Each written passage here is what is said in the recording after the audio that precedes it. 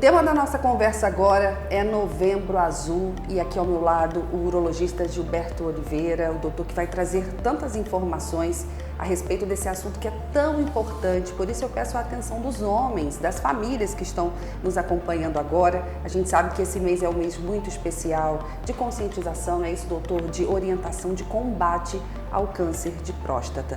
Vamos falar um pouco sobre esse preconceito que vem modificando ao longo dos anos, né? As pessoas, elas têm acesso às informações. E o que você sente no consultório? Que os homens estão procurando, sim, se cuidar mais, deixar de lado o orgulho, ou ainda existe muito tabu em relação a esse tema?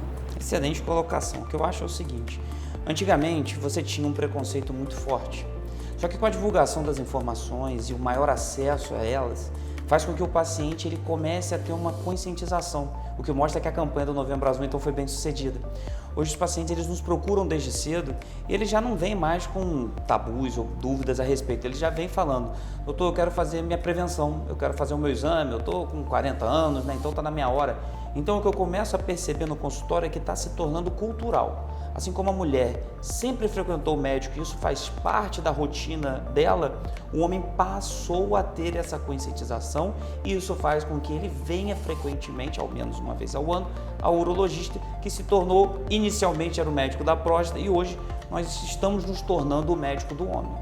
Quais são os fatores que podem contribuir para que esse homem seja acometido pelo câncer de próstata? Então vamos lá, isso é importante de ser falado porque aquele paciente que tem fator de risco deve iniciar mais cedo, certo?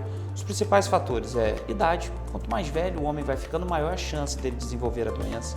O segundo fator é a raça negra, indivíduos da raça negra eles têm uma maior incidência e o principal é a história familiar. Todo câncer ele tem um componente genético importante e isso é conhecido. No entanto, no câncer de próstata, a partir do momento que nós temos familiares de primeiro grau envolvidos, você vai duplicando, quadriplicando a sua chance.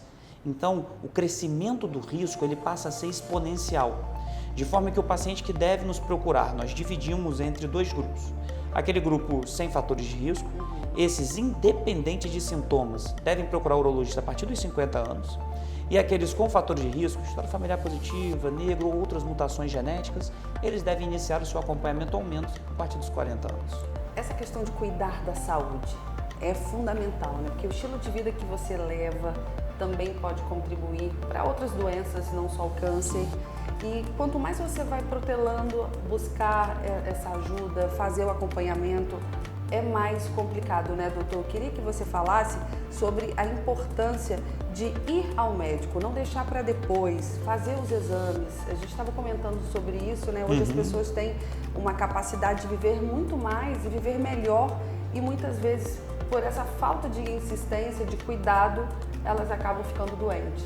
Exatamente. O objetivo inicial da campanha era fornecer uma conscientização sobre o câncer de próstata. Hoje o objetivo passa por ele e envolve o cuidado integral à saúde masculina.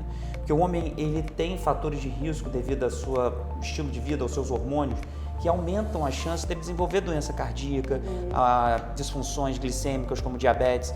Isso pode impactar no futuro.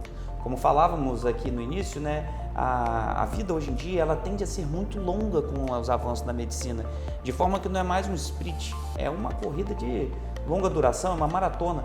Então o nosso objetivo, o paciente vem nos procurar, por exemplo, eu quero fazer o PSA, mas nós não nos limitamos somente ao PSA. A gente vai ver glicose, vai ver colesterol, vai ver outros fatores de risco de doenças tireoidianas e encaminhar para esses profissionais.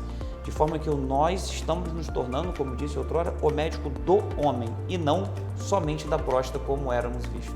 Que maravilha! Agora, esse acompanhamento com o urologista uma vez ao ano, né, para fazer os exames, ele é suficiente nos casos de pessoas que têm uma necessidade maior de acompanhar, seja por fatores genéticos?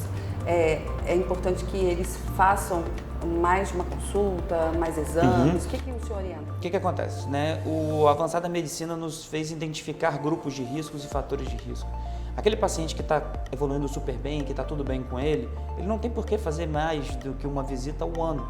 No entanto, à medida que nós vamos identificando alterações em exames pontuais, queixas que nos necessitam iniciar alguma medicação, aí o acompanhamento dele tem que ser diferente dos demais. E aí essa variedade vai variar de acordo exatamente com o que encontrarmos. Aquele paciente que nós iniciamos uma medicação, por exemplo, ele não pode voltar só depois de 1 ano, vai ser necessário ele voltar num período curto de tempo. De forma geral, paciente que teve a sua rotina isenta de problemas, passou de ano, só volta ano que vem. Aquele paciente que ficou de recuperação, ele volta num período mais curto, 6, 3 meses, aí a gente vai individualizando caso a caso. Vamos falar sobre o diagnóstico precoce e as chances de cura dessa doença. Tá, vamos então.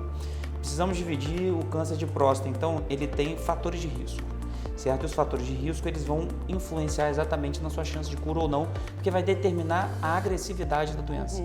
Então, para nós determinarmos o grupo de risco que aquele paciente pertence, nós precisamos fazer outras avaliações, outros exames. E é por isso que eu sempre falo, o paciente ele vem para fazer o PSA, é o exame de sangue, o antígeno prostático específico, mas ele não é específico de nenhuma doença, ele é específico da próstata. Ou seja, tudo que acomete a próstata, inflamações, infecções, câncer, aumento, vai alterar o PSA. Então ele vem e faz o exame do toque, o exame urológico, para incrementar a sensibilidade na forma de olhar, de forma que eles não se substituem, eles somam informações. Então, a rotina de detecção é essa. E qual que é a importância? O Novembro Azul, gente, isso é o mais importante, é a conscientização do diagnóstico precoce. Se o paciente precisar ter o câncer, se ele vier a desenvolver, ele vai desenvolver e não tem como prevenir, tá? Só que você tem como detectar cedo. Detectou cedo, você oferta uma chance de cura de mais de 90%. Então, é aqui que nós trabalhamos em cima do paciente. Ele tem que entender que se ele resolver se conscientizar de que ele precisa cuidar de si mesmo, ele vai fazer um diagnóstico precoce, vai ter uma cura da sua doença e aquele estigma de doença oncológica, de queda de cabelo, de diversos impactos sobre a sua qualidade de vida, ele vai ver que isso sim é uma lenda, um tabu, um mito, que na verdade a pessoa que detectou cedo, ela vai ter uma qualidade de vida boa. Vamos falar agora sobre o exame, né? Como detectar, enfim, não sei se você tem essas informações técnicas que possa passar para a gente, né? A partir de em que vocês se baseiam para saber se há algo de errado com aquela pessoa durante o exame. A próstata ela vai crescer à medida que o homem envelhece. Então o PSA vai subir à medida que a idade vem chegando. Então, o que nós fazemos nesse sentido? A gente vai avaliar sempre um PSA. Isso a gente faz uma vez ao ano e o nível do PSA vai variando. Por exemplo, se um paciente da minha idade, eu chego e encontro um PSA, por exemplo, de 2,5, está alterado, porque eu estou novo, não é para eu ter esse tipo de PSA. Ao passo que um paciente de 70 anos que tem um PSA de 3, 4, não está alterado. Então, nós nos baseamos sim no nível, no exame urológico, porque aquilo vai dar um diferencial. Se ele tem um PSA aumentado e o exame do toque mostra que a próstata está crescida, pode ser só um aumento benigno da idade. Se você faz um toque e ele é doloroso e o PSA está aumentado, deve ser uma infecção. Então, o que nós buscamos? PSA aumentado, via de regra, né, você tem uma variação, mas de 2,5 a 4, acima disso já começamos a ficar preocupados. E o toque, se identificou um nódulo, esses são os 2 pacientes que precisam partir para o próximo estágio de investigação. E aí nós temos a ressonância nuclear magnética, nos oferece uma imagem 3D da próstata, a gente consegue ver a próstata em todas as dimensões, classificar melhor os nódulos e até evoluir para o último exame de todos, que é a biópsia da próstata. A biópsia é onde você retira fragmento, olha no microscópio e vê a célula. Está aqui. É isso que está sendo responsável pela alteração. É uma infecção, uma prostatite, é um aumento prostático benigno, uma hiperplasia ou um câncer. Doutor, essas informações são importantíssimas. Vamos falar agora sobre os sintomas, né? Geralmente, quando os sintomas aparecem, é quando esse estágio da doença já está mais avançado. Exato. A próstata, ela não traz sintomas nas suas fases iniciais, porque a gente tem que entender que é onde a glândula está, isso é o principal. A glândula recobre a uretra, que é o canal por onde a gente faz xixi. A partir do momento que o câncer de próstata cresce na periferia, até ele causar algum sintoma, ele tem que ter tido um volume significativo. Então, ela dificilmente vai dar sintomas miccionais, certo? E quando você tem sintomas sistêmicos, ou seja, quando o paciente refere uma dor muito forte nas costas, uma dor nos ossos, aquilo ali, que é o principal sítio de metástase da doença, já representa uma doença avançada.